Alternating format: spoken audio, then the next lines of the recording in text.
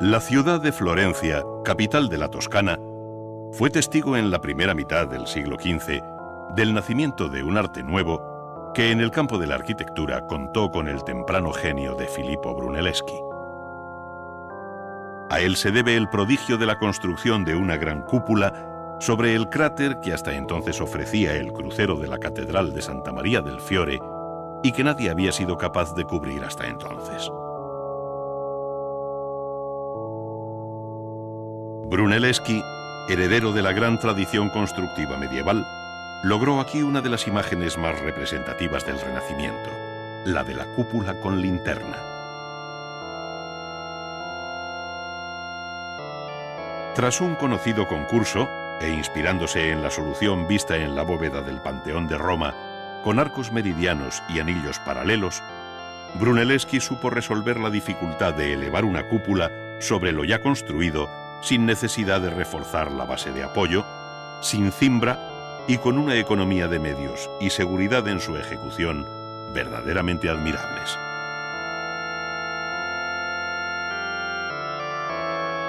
La gran luz de su vano, en torno a los 42 metros, quedaría como uno de los límites a los que ha llegado la historia de la construcción. El resultado final fue el de una cúpula de paños con perfil apuntado y construida en piedra y ladrillo, formada por dos hojas de diferente sección, la que se ve desde el interior de la catedral y la que se exterioriza dominante sobre el perfil de la ciudad, espacio envuelto y espacio envolvente.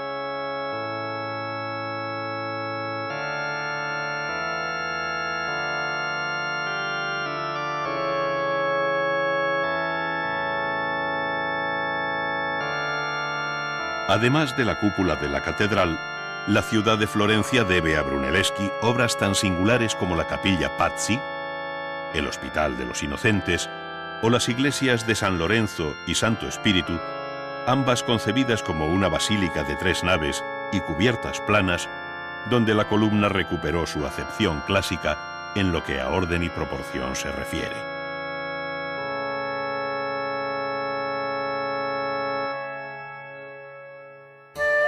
Fue efectivamente la composición la que dio a la arquitectura italiana del siglo XV una renovada imagen sobre la base del estudio de las ruinas romanas y de la atenta lectura de los 10 libros de arquitectura de Vitruvio.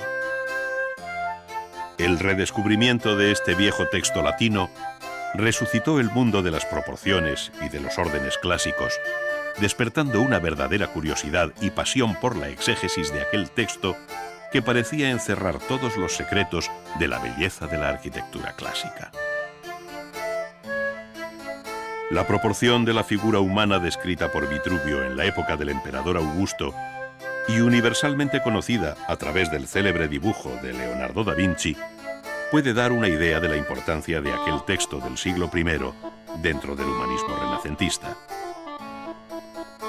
Vitruvio, haciéndose eco del principio de simetría griego, esto es, la relación de las partes entre sí y de éstas con el todo, hizo del cuerpo humano el canon o medida ideal de la arquitectura. Muchos fueron los artistas que siguieron esta doctrina, dando lugar a una formidable serie de tratados, entre los cuales destaca el De Re Edificatoria, escrito en latín por León Bautista Alberti, dividido en 10 libros, como el de Vitruvio, y publicado en Florencia en 1485, pocos años después de su muerte.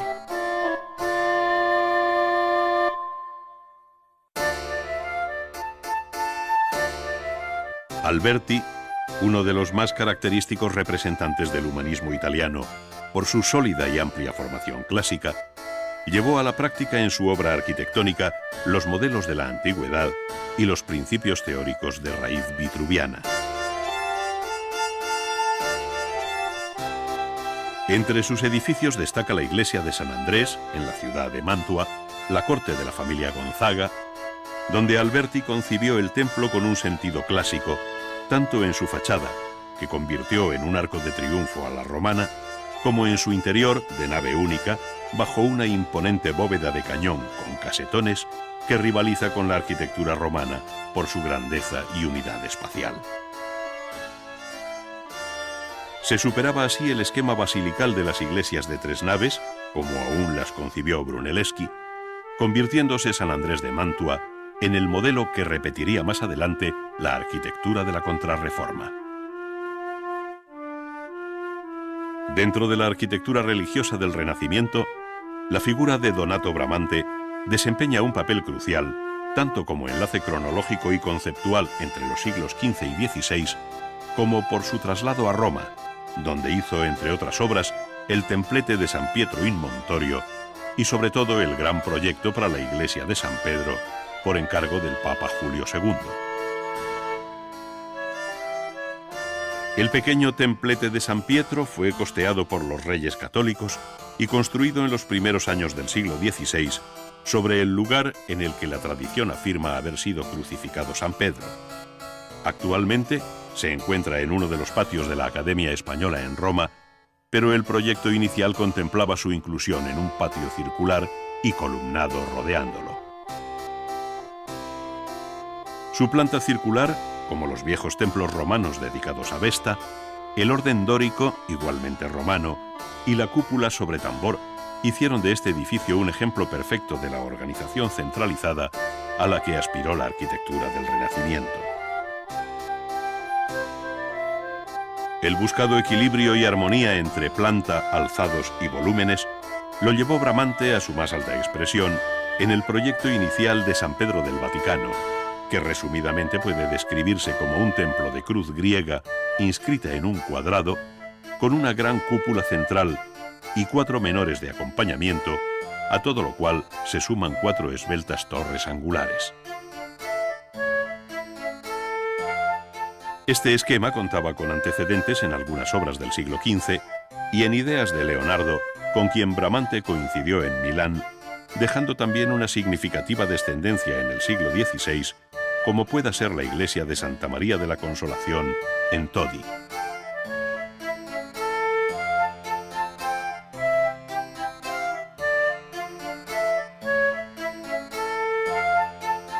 Muerto Bramante, las obras de San Pedro pasaron a las manos de Rafael, Peruzzi, Sangallo el Joven, Miguel Ángel y Carlo Maderna, quienes introdujeron cambios sustanciales respecto a la idea de Bramante. Estas modificaciones significaron un paulatino alejamiento de los modelos de ideal geometría para volver a la disposición longitudinal y planta de cruz latina expresamente exigidas por la Contrarreforma, tanto por su significado y simbolismo como por responder a una nueva escena litúrgica emanada del Concilio de Trento.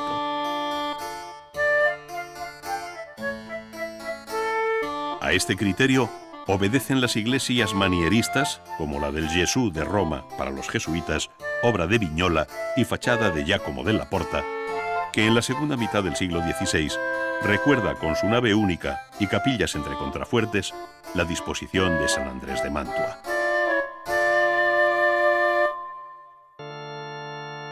Fuera de Roma, las iglesias manieristas de mayor personalidad son las que Palladio proyectó en Venecia, con 1 o 3 naves de marcado desarrollo longitudinal, donde además del riguroso clasicismo de su estilo, interesa como novedad el tratamiento de la cabecera en la que se sitúa el coro.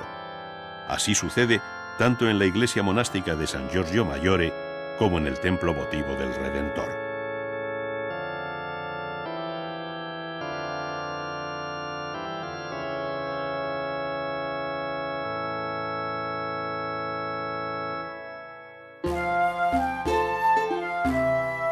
La arquitectura civil conoció igualmente un cambio sustancial durante el Renacimiento, de tal manera que tanto el palacio de ciudad como la villa suburbana llegaron a fijar unos modelos de larga ejemplaridad que fueron más allá del siglo XVI. Tal sucede con los viejos palacios florentinos de los Pitti, Rucellai, Strozzi, Medici y otros tantos cuyas potentes fachadas de aparejo almohadillado constituyeron el signo externo más expresivo del poder de aquellas familias.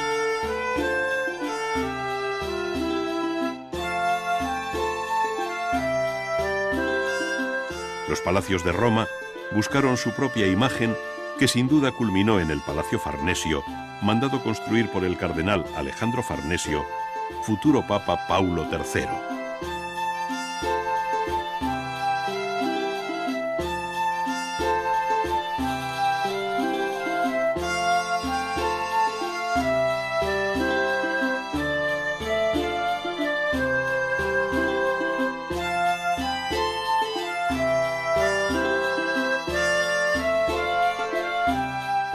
Otras ciudades, como Urbino y Mantua, contaron igualmente con magníficos palacios ducales, sin excluir Venecia, que, sobre una concepción muy original, vio surgir sobre el Gran Canal las porosas fachadas de los palacios Vendramín, Corner y Grimani.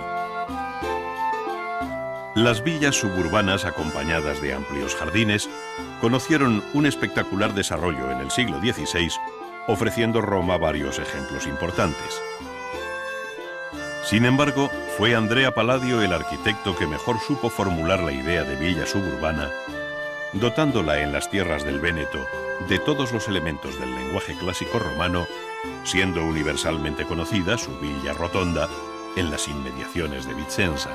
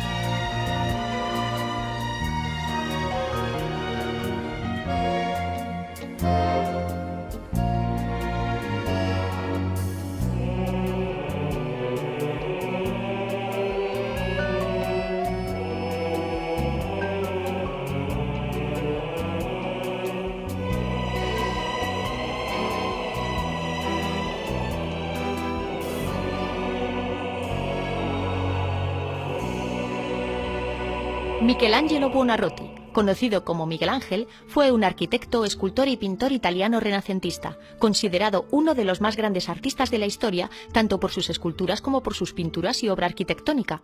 Desarrolló su labor artística a lo largo de más de 70 años entre Florencia y Roma, que era donde vivían sus grandes mecenas, la familia Medici de Florencia y los diferentes papas romanos. Miguel Ángel Buonarroti nació el 6 de marzo de 1475 en Caprese, Italia. Su padre le castigaba por dibujar en lugar de hacer sus deberes. No quería un hijo artista. A su juicio, la dignidad de la familia no podía admitir un oficio tan bajo. Pero como Miguel Ángel no le obedecía, lo llevó en 1488 al taller de un pintor, Ghirlandaio, quien lo contrató como aprendiz y afirmó más tarde que todo lo que sabía Miguel Ángel se lo debía a él. Sus primeras obras artísticas despertaron la admiración de Lorenzo de Medici, apodado el Magnífico, uno de los hombres más ricos de Europa, quien había creado en el jardín del palacio una escuela de escultura. Se encontraba Miguel Ángel esculpiendo un fauno cuando pasó por allí Lorenzo y, a modo de crítica, le preguntó cómo era posible que un fauno tan viejo tuviera una dentadura tan completa. Miguel Ángel, de un solo golpe de martillo, rompió uno de los dientes del fauno. Entusiasmado por esta combinación de temperamento y habilidad, Lorenzo lo llevó a su palacio, lo acogió y le empezó a encargar sus primeros trabajos. Miguel Ángel tenía solo 15 años. Vivió allí durante 3 años y mientras esculpía sus primeras obras en mármol, asistía con los hijos de Lorenzo a las clases impartidas por los grandes maestros humanistas de Florencia. Hay que decir que años más tarde, un hijo y un sobrino de Lorenzo, el Magnífico, acabarían siendo papas, León X y Clemente VII. Parece que al joven Miguel Ángel le vino muy bien estar en contacto con ellos. En una ocasión, Miguel Ángel abandonó en secreto el palacio de Lorenzo y se metió en una iglesia para escuchar a Savonarola, predicador de gran fama, quien condenaba la inmoralidad de su tiempo. El hermano mayor de Miguel Ángel, Leonardo, se hizo seguidor de Savonarola y se metió a fraile dominico. En 1492 fallece Lorenzo el Magnífico y Miguel Ángel tuvo que huir de Florencia porque veía venir una gran rebelión. El pueblo derrocó a Piero de Medici, hijo de Lorenzo, y por un tiempo se instauró en la ciudad una teocracia, es decir, un gobierno sometido a las leyes divinas, dirigido por Savonarola. Miguel Ángel fue a Venecia y luego Bolonia. En 1496 decidió partir hacia Roma, ciudad que había de verle triunfar. 2 años más tarde, Florencia se convirtió en una república, ejecutaron a Savonarola y Miguel Ángel regresó a casa. Después vuelve a Roma, donde esculpe en mármol su magnífica Piedad, que representa el dolor de María que tiene en sus brazos a Cristo yacente. Miguel Ángel no había realizado todavía ninguna obra importante en su ciudad natal, por lo que tomó una postura agresiva para que le encargasen a él la escultura del David, lo que generó tensiones con el resto de los escultores florentinos. Luchó durante 2 años con un bloque de mármol de Carrara para extraer de él la figura de David, una figura portentosa y atlética de unos 5 metros de alto. En 1505, Julio II fue elegido papa y quiso hacer cosas grandes. Por eso, llamó a Miguel Ángel para que fuese a Roma para diseñar y construir su sepulcro. Miguel Ángel presentó al papa un diseño complejo con 40 estatuas que le deleitó. El papa solía visitarle en su taller, curioso de ver cómo progresaban las obras. Charlaban como amigos. De repente, el papa cambió de idea y canceló el proyecto. Miguel Ángel estaba tan sorprendido y enfadado que destruyó sus modelos, salió de Roma por la noche y fue a su casa en Florencia. El Papa envió a mensajeros para llevarlo de vuelta, pero Miguel Ángel se enfrentó a ellos y les mandó al diablo. En ese momento el ejército del Papa acababa de conquistar la ciudad de Bolonia y, muy temeroso, Miguel Ángel viajó allí para pedirle perdón al pontífice. El Papa Julio acabó perdonando a Miguel Ángel. En 1508 el Papa le pide pintar el techo de la Capilla Sixtina. «Pero yo no soy pintor», protestó Miguel Ángel. Había pintado muy poco y Julio II quería que se pusiese a cubrir 1000 metros cuadrados de techo. Julio II no hizo caso a sus quejas. Miguel Ángel tuvo que obedecer. Tardó 4 años en pintar el techo de la Capilla Sixtina y fue la tarea más difícil de su vida. Allí, apoyando su espalda en un andamio, decora el techo de la capilla con las famosas escenas del Antiguo Testamento. La creación. Dios Padre extiende su mano derecha y toca el dedo lánguido de Adán y así lo crea. El pecado original y otras muchas más. En la imagen de la creación, Miguel Ángel transmite su propia fuerza creadora, la dinámica, las fuerzas que están detrás del nacimiento del mundo y las pasiones, que solo adquieren expresión en los cuerpos humanos. La Capilla Sixtina presenta unos 50 desnudos femeninos y masculinos, pero no paisajes ni motivos vegetales. Aquí todo es fuerza atlética. Los cuerpos musculosos de Miguel Ángel no son sensuales, sino fuertes. Pintaba como esculpía. Miguel Ángel prescindió de todo elemento pintoresco, decorativo, ornamental, de los paisajes, arabescos y fondos arquitectónicos, concentrándose únicamente en el cuerpo humano. Cuando pintaba, el trabajo lo embargaba, descuidaba su aspecto, dormía vestido. También discutía continuamente con el Papa, que quería ver las pinturas y le apremiaba a apartar el andamio. Miguel Ángel se negó a hacerlo y el Papa le amenazó con tirarlo. Pero cuando vio los frescos, creyó que ya podía morirse tranquilo. Acababa de contemplar la mayor obra de arte que jamás se había creado. En 1513, cuando terminó la pintura de la bóveda de la Capilla Sixtina, parecía el momento perfecto para que Miguel Ángel continuara con la tumba del Papa Julio II, pero este falleció y se aplazó la ejecución durante 2 décadas más. La tumba la diseñó y la rediseñó múltiples veces. Fue un trabajo que le ocupó toda su vida. La escultura más importante es la figura del Moisés, la única de las ideadas en el primer proyecto que llegó al final de la obra. Es conocida la anécdota que, sintiendo Miguel Ángel que el Moisés era una de sus obras con más vida, golpeó con su martillo la rodilla derecha de la imagen gritando «¡Ahora, habla!». Lo cierto es que puede verse un desperfecto en ese lugar.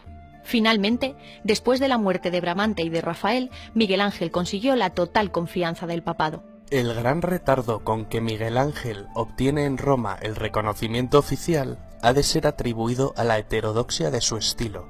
Le faltaba lo que Vitruvio llamaba decorum, es decir, el respeto por la tradición. Y así fue envejeciendo, acosado por los papas. Conoció a 8, que reclamaban el honor de que el artista trabajase para ellos. En su última etapa de su vida estuvo centrado sobre todo en trabajos de arquitectura. En 1535 aceptó el encargo del Papa Paulo III para trabajar de nuevo en la Capilla Sixtina, donde realizó el grandioso juicio final. Habían pasado 25 años desde que pintara la bóveda. El último trabajo importante que se le encargó y que le ocuparía durante los años de su vejez fue uno de sus más importantes, la Basílica de San Pedro. Antes de ver acabada su obra, en 1564 le llegó la muerte. Tenía casi 90 años. Miguel Ángel probablemente es el artista más completo de la historia. Dominó a la perfección pintura, escultura y arquitectura. También escribió magníficos poemas, por lo que se puede decir que destacó en 4 de las artes mayores: pintura, escultura, arquitectura y literatura.